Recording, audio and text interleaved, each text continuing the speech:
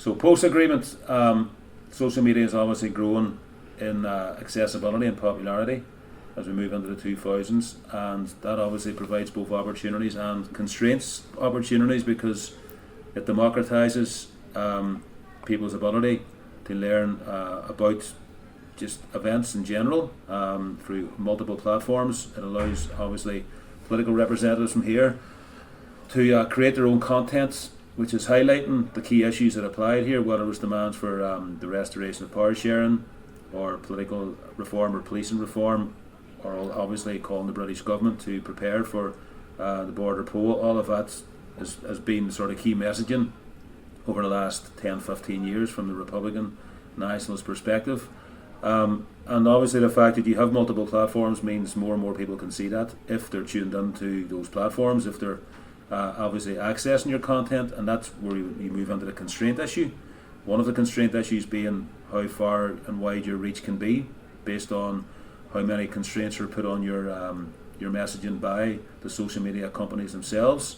which applies to everybody in theory, but in practice is two very different things. And the political parties here, who have people with expertise in trying to maximise their output, maximise their visibility,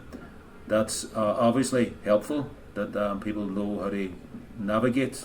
the social media platforms in terms of maximising views and all of that. But for Joe Public, if we want to call them that, there's still that issue of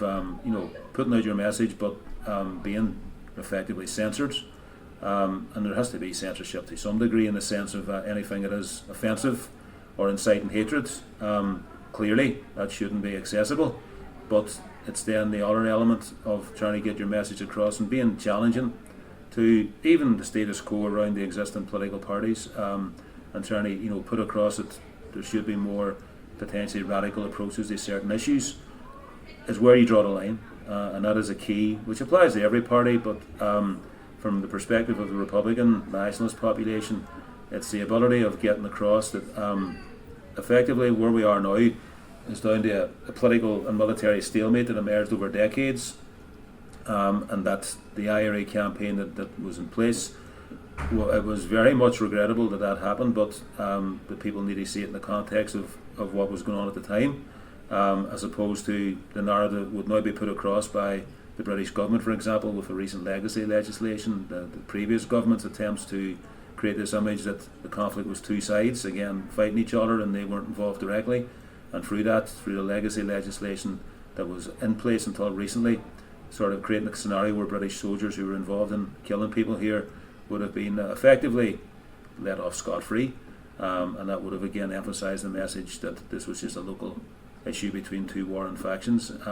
So that's a good example in the modern sense of where we have very, very effectively, and not just Sinn Féin but other parties have effectively used social media and other platforms to put pressure on the British government to drop that legislation, arguing that it didn't represent the reality, that the state wasn't involved, that there had to be a new approach where truth and reconciliation could be part of a legacy framework, but also seeking justice for those who lost their relatives during the conflict from whatever side, British Army, IRA or Loyalist victims, that they should have still access to those opportunities to achieve justice. So social media was a very, very important tool